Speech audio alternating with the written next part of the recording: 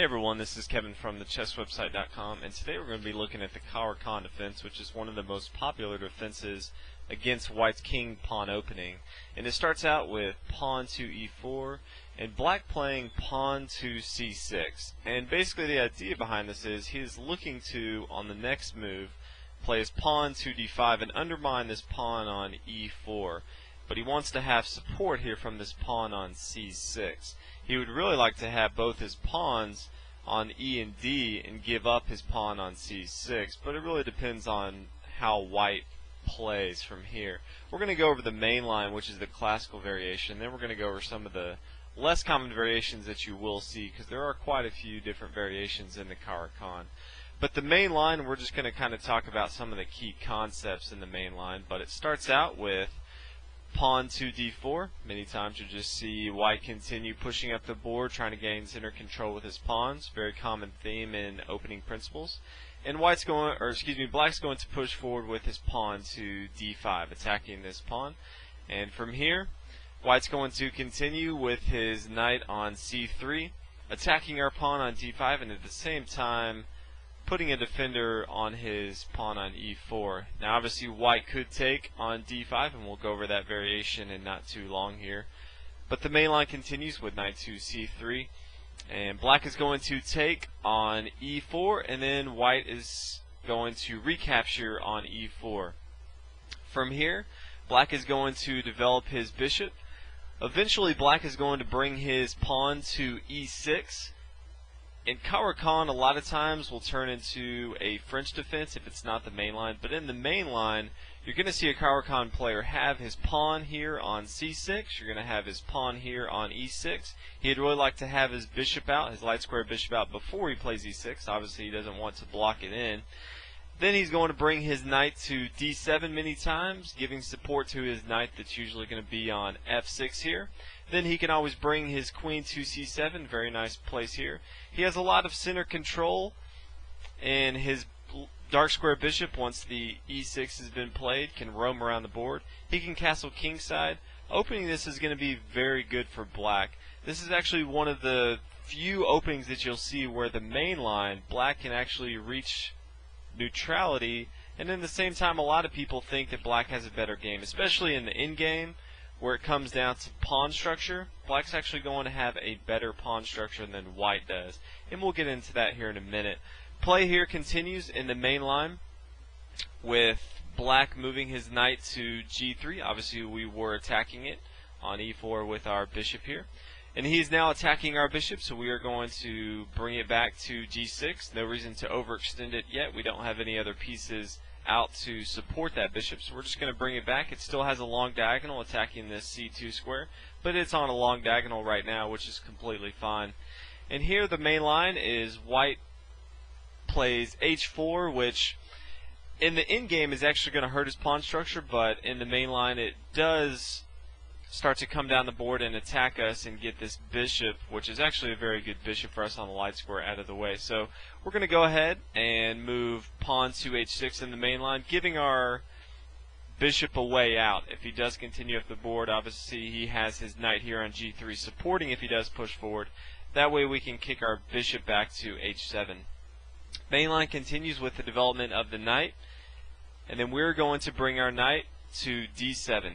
We're eventually going to bring our knight to f6, and this is merely supporting that, and at the same time it's giving us a little more central control and a good development square. Now we can bring our queen into the action, and we can choose to castle queenside or kingside. We have a lot of different options in the Caro Kann. White's going to continue to push forward with h5, and we're going to go and kick our bishop back to h7.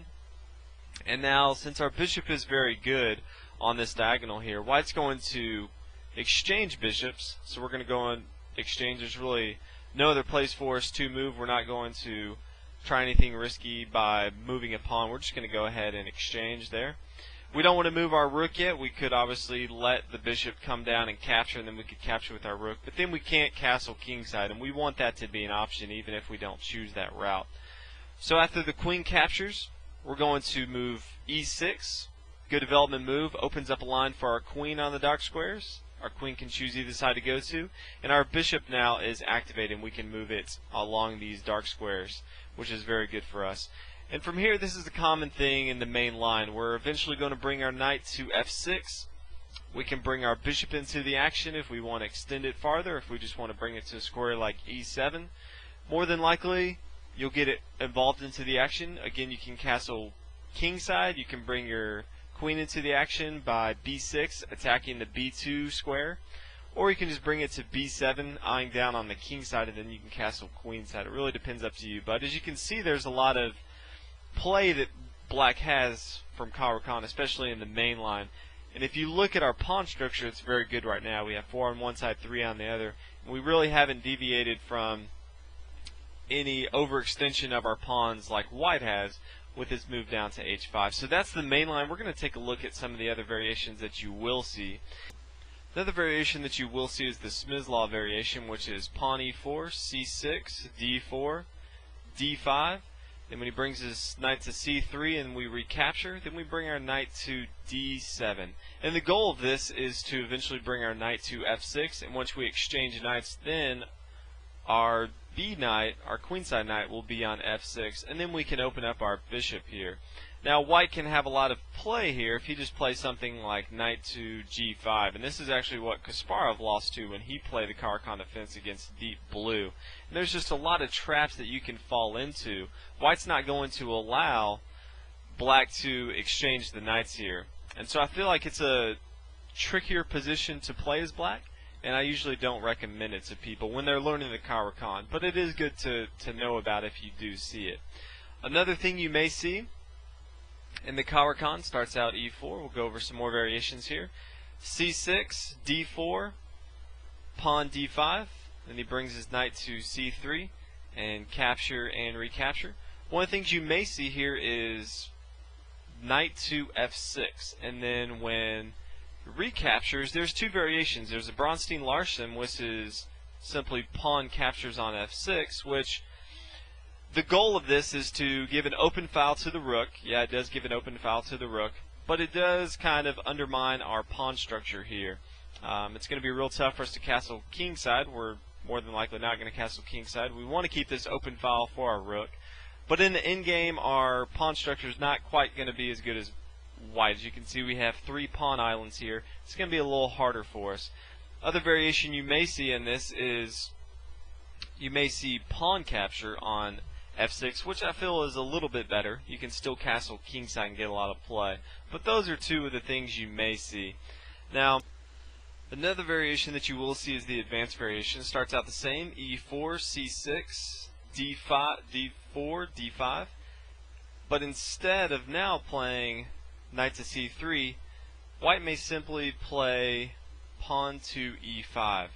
Now from here, black has 2 options. The first one is bringing his bishop to f5, where the knight can now come to c3. And after we develop with pawn to e6, very common move after we bring our bishop out to move pawn e6, then white can play pawn to g4, putting a lot of pressure on our bishop, and we're going to have to kick our bishop back out. This is one thing you may see. Black does have another option here. If he doesn't want to play f5, he can play c5, and from here, if white chooses to take, then we can play e6, and it kind of takes on a French defense here. So we are giving up material, but we're looking to get it back later on. If you're familiar with the French defense, you'll definitely want to take a look at this variation. It's something that you may see quite often. Another variation that you may see quite often, if someone's not too familiar with the main line, is after c6, d4, and d5. It's not as common, but you may see white take on d5, and from here we can take on d5 with our pawn. This is going to be completely fine with us. There's a lot of things that white can do, but as you can tell already, we have both of our center pawns, and white only has one of his center pawns. We can simply bring our knight into action with c6, putting a lot of pressure on the center. I feel like this is actually a better position for black, as we still have both of our center pawns, and we can develop like normal.